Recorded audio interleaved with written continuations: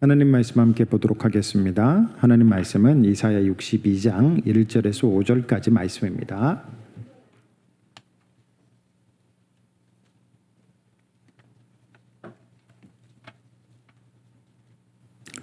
교독합니다. 제가 먼저 읽겠습니다.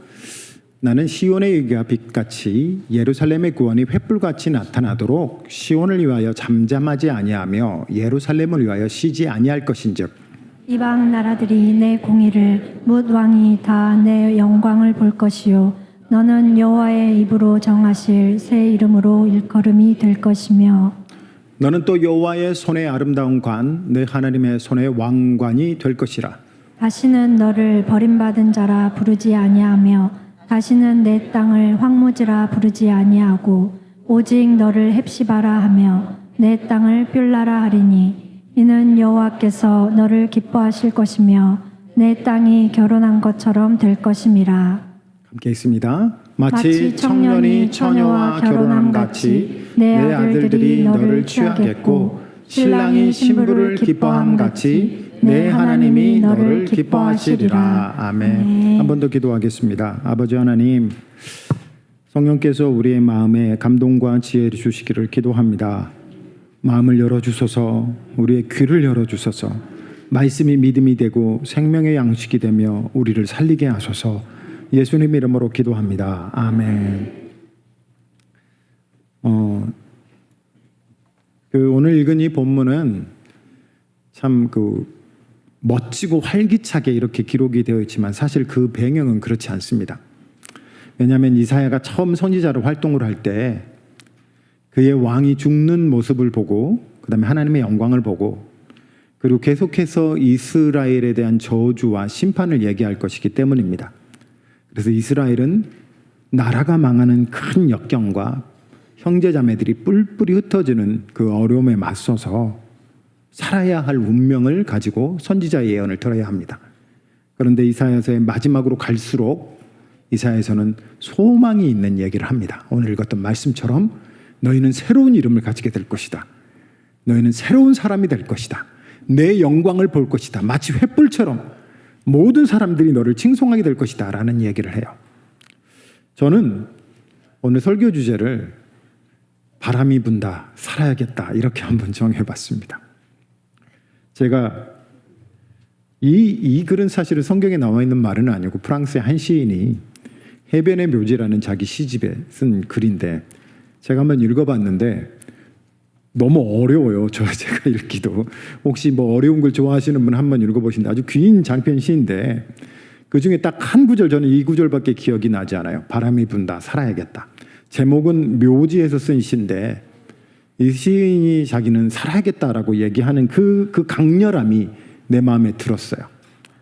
제가 왜 이 시편을 얘기하냐면 최근에 저도 극동방송에서 소망의 기도라는 프로그램을 제가 진행하며 돕고 있는데 거기는 많은 사람들이 익명으로 자기의 기도 제목을 저희한테 보내고 기도해달라고 부탁하는 구절이에요.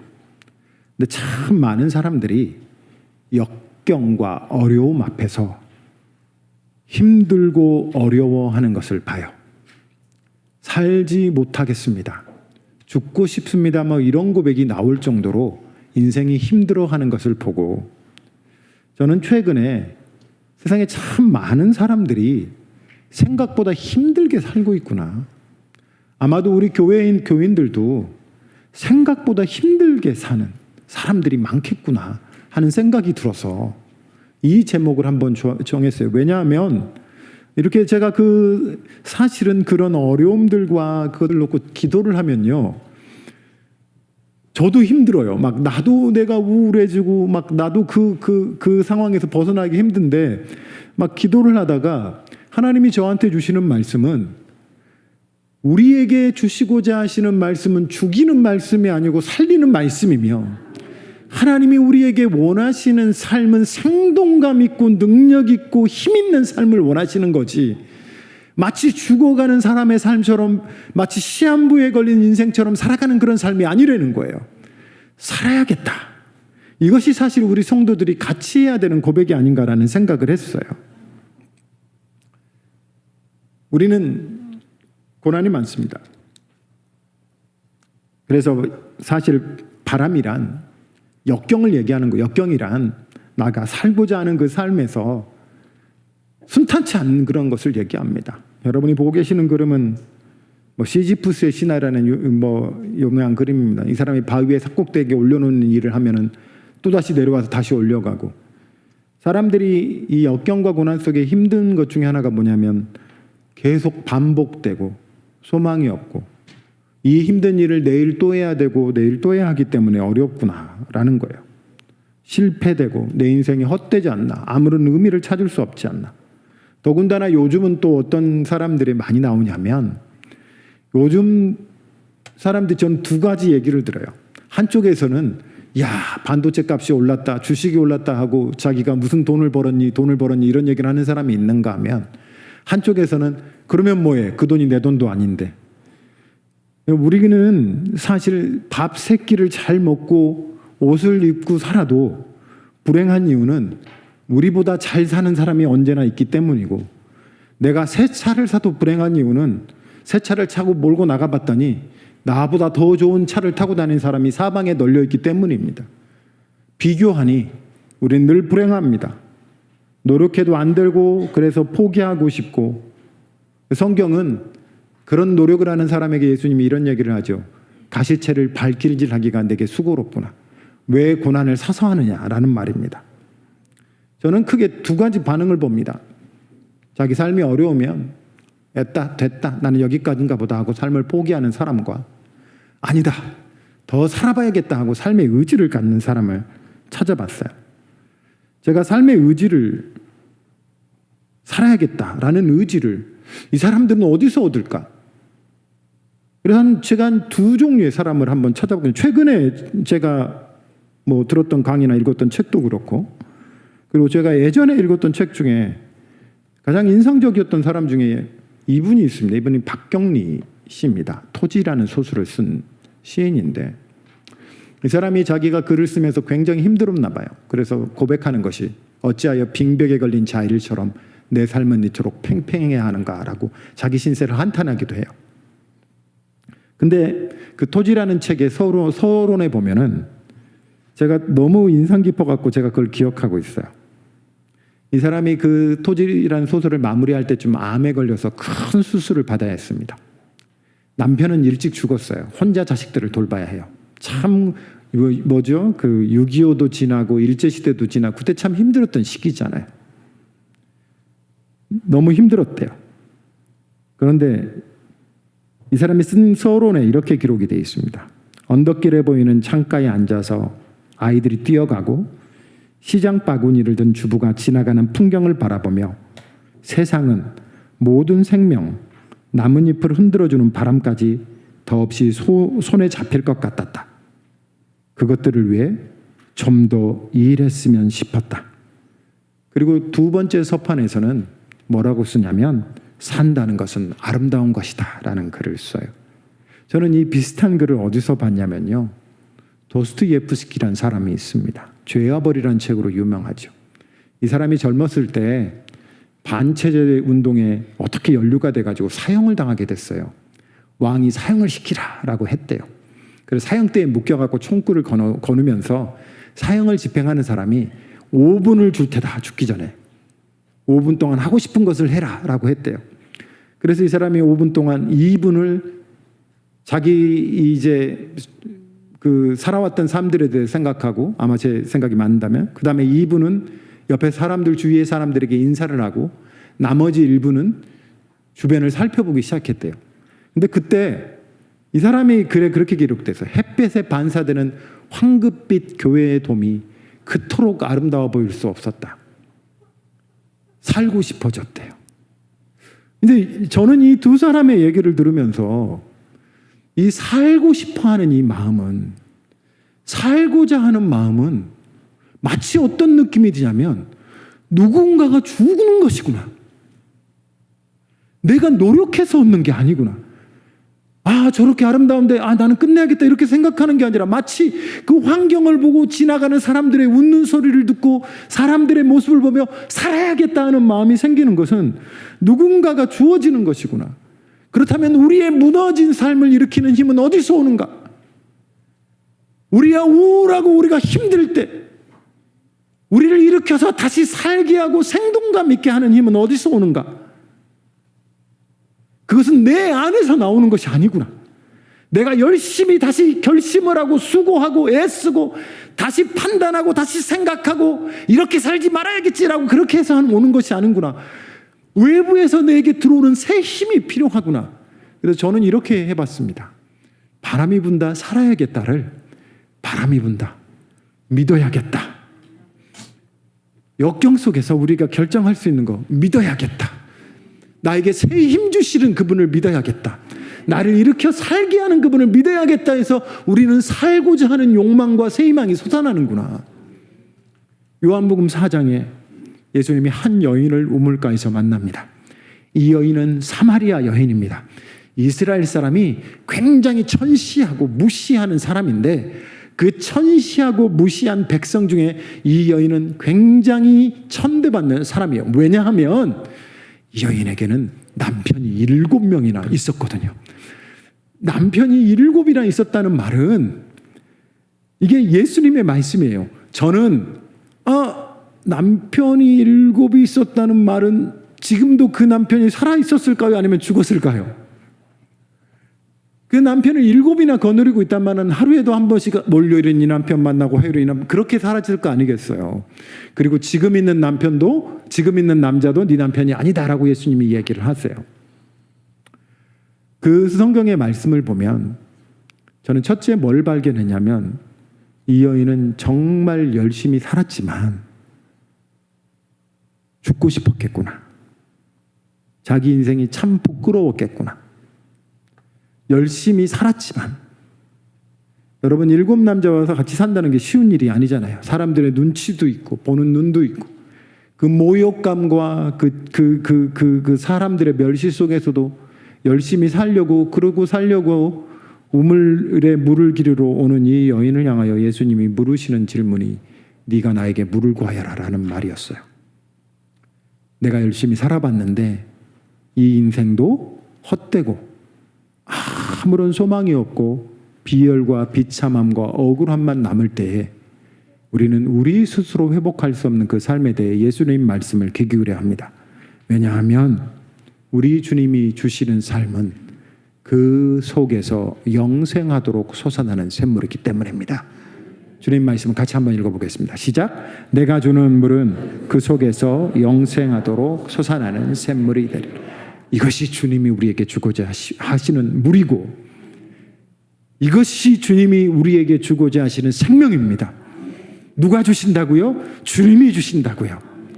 내가 노력해서 다른 사람에게 얻는 것이 아니라 내가 수고해서 애써서 내가 결심하고 다짐해서 내가 다시 계획을 세워서 얻는 것이 아니라 주님이 주시는 것이라고요. 저는 최근에 금요기도회 때 사무엘 하에 나오는 다윗의 시편을 가지고 사람들과 함께 말씀을 나눴어요. 저는 다윗이 대단한 사람이잖아요. 그는 어렸을 때부터 돌멩이 하나로 거인 골리앗을 이겼던 사람이고 가는 곳마다 승전을 해서 다윗은 만만이고 사울은 천천히라는 칭송을 얻은 장군이에요. 그러면 이 사람이 전쟁에 나갔을 때 얼마나 대단했겠어요. 저 같으면 나를 따르라. 적군이 아무리 많이 있어도 내가 다 이길 테니까 나만 믿고 와. 이랬을 것 같아요. 그런데 시편을 자세히 읽어보면요. 다윗은 정말 자신감이 없었던 사람이에요. 사람들이 하는 말에 금방금방 상처를 받는 사람이에요. 너는 하나님께 구원을 못 받는다. 하나님이 너와 함께 하지 않는다. 이 말만 들으면 이 사람은 너무너무 무너져가지고 하나님 앞에 통곡하고 울었던 사람이었어요. 그리고 전쟁터에 나가면서 무서워했던 사람이에요.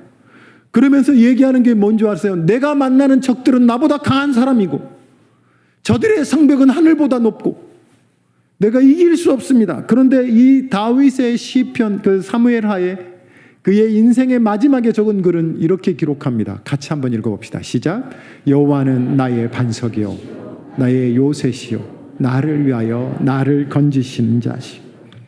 이 여호와는 나의 반석이시오 이 말을 시편 18편에서도 하고 사무엘하 22장에서도 하고 또 시편 108편에서도 하고 곳곳에 여호와는 나의 반석이시오 반석이시오 반석이시오라고 얘기를 해요. 왜냐고요? 반석은 변하지 않잖아요. 반석은 든든하잖아요. 반석은 흔들림이 없잖아요. 우리는 흔들려요. 여러분, 특히 우리 청년과 젊은이들에게 제가 얘기하고 싶은 것이 있어요. 여러분의 진짜는요, 여러분의 진 모습은, 여러분의 진정한 친구는 언제 나타나냐면 여러분이 성공하고 잘났을 때가 아니에요. 여러분이 실패하고 어려웠을 때 여러분의 진짜 모습이 나타날 거예요. 그때 여러분 정말 실망스러울 겁니다. 정말 힘들 겁니다. 내 힘으로 안 된다는 걸 알게 될 겁니다. 누군가 나를 도와주셔야 돼요. 근데 다윗은 여호와는 나의 반석이라고 얘기합니다. 우리 다 같이 고백합시다. 따라합시다. 여호와는 나의 반석이요. 여호와는 나의 반석이요. 이 반석이신 변함없으신 하나님을 믿는다면 우리는 인생을 살면서 한 가지 더 할 수 있는 게 있어요. 그게 뭐냐면 기대하게 돼요. 기대하게 돼요. 저는요, 한동안 내 마음이 힘들고 어려울 때 하루하루 사는 게 어려울 때가 한 번 있었어요. 아침에 일어나는 것도 힘들고 저녁에 자는 것도 힘들어요. 그럴 때 내가 하나님 앞에 기도할 때 주님이 나에게 주셨던 생각이 뭐였냐면, 너는 오늘 하루를 좋은 일이 있을 것에 대하여 하나님의 하실 일에 대해서 기대하고 있느냐라는 거예요. 그래서 제가 바꿔봤어요. 아침에 눈을 뜰 때 오늘 하나님이 나를 통하여 하실 일에 대한 기대함을 가져보기로 내가 작정을 한 거예요. 하나님의 하실 일에 대한 기대. 그것이 내가 일어나는 동기가 되고 내가 살아가는 삶의 힘이 되게 내가 기대하겠다라고 선언하는 거예요. 우리가 하나님을 기대하는 이유는, 왜냐하면 하나님은 약속하신 하나님이고 하나님은 일하시는 하나님이시기 때문이에요. 오늘도 우리 하나님은 잠잠하지 아니하시고 일하시는 하나님이시고 기꺼이 우리를 위하여 수고하고 애쓰는 하나님이라고 오늘 본문이 얘기하고 있어요. 뭐라고 얘기하고 있는지 같이 한번 읽어볼까요? 나는 시온을 위하여 잠잠하지 아니하며 예루살렘을 위하여 쉬지 아니할 것인즉. 이 말을 다른 말로 하면은요, 하나님이 나는 이라고 얘기하시면서 내가 너를 위하여 잠잠하지 아니할 것이다. 내가 너를 위하여 쉬지 않고 오늘도 열심히 일할 것이다. 우리를 지키시는 하나님은 쉬지 않은 하나님이시고, 우리를 지키시는 하나님은 열심히 특심이신 하나님이시고, 우리를 지키시는 하나님은 주무시지 않는 하나님이시라는 거예요. 이 하나님이 지금도 나를 위해 일하고 계시는구나. 그리고 우리 하나님을 기대하는 이유는 하나님은 약속을 하시는 하나님이시기 때문이고 그것을 이루시고자 하는 소망을 가지신 하나님이기 때문이에요. 우리가 읽은 본문에 예루살렘의 이스라엘, 아까도 말했잖아요. 망할 겁니다. 이제 이방민족 아수르가 들어오고 그리고 바벨론이 들어와서 예루살렘과 온 이스라엘 쑥대밭을 만들고 거기를 다 무너뜨리고 성전도 다 무너뜨릴 것입니다. 황폐해질 겁니다. 여러분, 황폐한 땅 아시죠? 우리가 황폐한 땅이라는 건 뭐예요? 거기에 씨를 뿌려도 싹이 나지 않아요. 아무리 수고하고 애써도 거기서 열매를 거둘 수 없는 땅을 황폐한 땅이라고 얘기를 해요. 그런데 주님이 그 땅을 향하여 이렇게 얘기합니다. 너를 헵시바라 하고 너를 뷸라라 할 것이다. 이 헵시바는 너를 기뻐한다는 뜻이고 뷸라는 너를 결혼했다라는 뜻이에요. 왜 주님이 이 사람들을 향하여 그렇게 한 줄 아세요? 너를 기뻐한다, 너와 결혼했다라는 이 말은 마치 이 사람들은 버림받은 것 같고 고아가 된 것 같고 과부가 된 것 같은 그런 사람들에게 나타나셔서, 아니다, 내가 너를 기뻐한다, 너는 버려진 사람이 아니다, 너는 돌봄을 받을 것이고 너는 치료를 받을 것이며 너는 열매를 맺을 것이다, 황폐한 땅이 아니라 기름진 땅이 될 것이다 라고 선언하는 것과 같다고요. 주님의 약속이 우리 인생을 향하여 동일하게 그렇게 얘기합니다. 너는 버려진 사람이 아니고 너는 허비되는 사람이 아니다. 너는 헵시바와 너는 뷸라다. 너는 기쁨이 될 것이고 너는 나와 결혼해서 살 것이다. 그래서 주님이 이렇게 얘기하십니다. 같이 한번 읽어볼까요? 신랑이 신부를 기뻐함 같이 내 하나님이 너를 기뻐하시리라.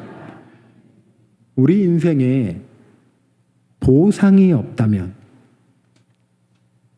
우리가 사는 삶을 아무도 알아주지 않는다면 우리는 참 힘들 겁니다. 그것 때문에 허무할 거예요. 나는 뭐 때문에 수고하고 나는 예스나. 그런데 우리가 사는 삶을 하나님이 평가하시기를 나는 너를 기뻐한다. 마치 저는 어떤 느낌이 드냐면 우리가 아침에 일어났어요. 그리고 이 교회에 왔어요. 하나님이 그걸 보면서 막 박수를 치시는 거예요. 야, 쟤 봐라. 오늘 아침에도 일어나서 오늘 예배당에 나왔지 않냐? 내가 너무너무 기쁘다. 쟤 봐라. 쟤 찬송하고 박수 잘 못 치지만 그렇게 창피하지만 그래도 박수 쳐보려고 하지 않냐? 얼마나 좋냐? 천사들 이리 와서 다 봐라. 라고 우리를 그렇게 살펴보시는 하나님이 우리를 기뻐하신대요. 우리에게는 아무런 보상이 없는 인생이 아니라 우리의 큰 보상 중에 하나는 하나님이 우리를 기뻐하신다는 거예요. 그게 우리의 보상이라는 거예요. 그래서 오늘 읽은 본문에 뭐라고 얘기해요? 상급이 그에게 있고 보응이 그 앞에 있느니라. 여러분, 우리의 삶은 하나님께서 반드시 보답해 주실 것입니다. 여러분의 수고와 애씀과 노력과 믿음으로 살았던 그 모든 삶들에 대해서 하나님이 반드시 갚아주실 것입니다. 여러분이 억울하고 수고하고 애썼고 한처럼 매어있는 내 안에 갚을 수 없는 한처럼 매어있는 내 안에 풀리지 못한 이것들도 주님이 반드시 풀어주실 것입니다. 그래서 우리 하나님은 뭐라고 하세요? 나는 너를 위하여 복수해 줄 거며 내가 너를 위하여 보복해 줄 것이다 라고 얘기하는 것이 바로 그것입니다. 하나님이 하나님의 방법대로 그 하나님의 공의로우심대로 여러분의 삶의 모든 한을 풀어주시고 여러분의 삶에 보응해 주실 것입니다. 그래서 우리 삶은 보상이 없는 삶이 아니고 우리의 믿음으로 살아가는 삶은 아무런 의미가 없는 삶이 아니라 바로 하나님이 아시고 하나님이 기뻐하시고 하나님이 보상해 주는 삶입니다. 그래서 기대하는 사람은, 이 보상을 생각하는 사람은 기도합시다. 같이 한번 읽어볼까요? 너희 여호와로 기억하시게 하는 자들아, 너희는 쉬지 말며 또 여호와께서 예루살렘을 세워 세상에서 찬송을 받게 하기까지 그로 쉬지 못하시게 하라. 기대가 있고 소망을 가지기로 했다면, 역경이 있고 바람이 부를 때 나는 믿기로 하셨다면 기도하십시다. 여러분, 일어날 힘이 없을 때 누워서 기도할 수 있잖아요. 슬프고 괴로워서 사람들을 만날 힘이 없을 때 기도할 수 있잖아요. 이부자리 속에서도 기도할 수 있고, 자다가도 기도할 수 있고, 걸어가다가도 기도할 수 있고, 화를 내다가도 기도할 수 있고, 꿈속에서도 기도할 수 있어요. 저는 꿈에서도 기도해 봤거든요. 오늘 아내가 잠꼬대로 내가 막 하고 있는데 깨우더라고.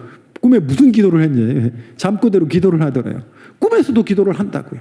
무의식 중에도 기도를 할 수가 있어요. 기대하십시다. 그 사람은 기도하십시다. 그 기도를 쉬지 마십시오. 기도해야 하는 대로 기도하시기를 바랍니다. 저는 이제 금요기도, 지난 금요기도회 때, 왜냐하면 우리 인생의 소소한 즐거움도 하나님이 주시는 축복이거든요. 하나님 우리에게 보상을 해주시겠다는 것은 죽어서 천국에만 주시는 것이 아니라 우리 일상의 삶에서도 보상을 주시는데 그 중에 하나가 기도 응답 같아요. 그래서 금요기도회 때 제가 이런 얘기를 했어요. 여러분, 우리가 나라와 민족을 위해 기도하고 교회를 위해 기도하는 것도 좋지만 물론 그렇게 해야 됩니다. 성경 말씀이 그러니까. 너희는 먼저 그 나라와 의를 구하라 했으니까. 근데 여러분, 우리가 소소한 하나님으로부터 오는 즐거움을 누리기 위하여 여러분이 원하시는 작은 것 하나 하나님께 달라고 한번 기도해 봅시다. 금요기도회 때 있어요. 왜냐하면 내가 왜 이런 얘기를 했냐면, 제가 어느 날 이 기도를 하다가 내 안에 기쁨이 없는 걸 발견을 했어요. 그래서 어떻게 내 안에 기쁨을 회복할까 생각을 해봤더니 내가 내 스스로를 위해 기도하지 않고 있었던 거예요. 근데 나에겐 슬픈 일이지만 여러분, 우리 중에는 나 같은 사람이 있을 거예요. 아, 그래서 나를 위해 한번 기도해야겠다 생각했더니 어느 순간에 내가 나를 위해 기도하는 걸 까먹고 있었던 거예요. 내 기쁨이 없었던 이유가 그거였구나. 그래서 내가 나를 위해 뭘 기도할까 하는 게 찾는데 한참 걸렸어요. 저는 이 나라를 위해 기도하고 선교를 위해 기도하고 교회를 위해 기도하고 교인을 위해 기도하고 우리 자녀들을 위해 기도하고 우리 형제들을 위해 기도했는데 나를 위해 기도하지 않고 있었던 거예요. 그래서 여러분에겐 비밀이지만 제가 하나님께 사소한 내가 받고 싶은 선물 하나를 기도했습니다. 그리고 언제 주실지에 대한 큰 기대는 아니고 조그만 기대를 가지고 있습니다. 혹시 여러분이 듣고 줄까 봐 내가 소리내서 기도하지는 않았습니다. 그것을 제가 금요기도회 때 성도들에게 여러분에게 나눴어요. 그랬더니 우리 권사님은 금요기도 끝나고 나가는 길에 비가 오니까 하나님 토요일날 장 보러 가야 되는데 비 안 오게 해주세요. 그렇게 기도했대요. 그랬더니 정말 토요일에 비가 너무 안 와갖고 너무 더웠죠, 여러분.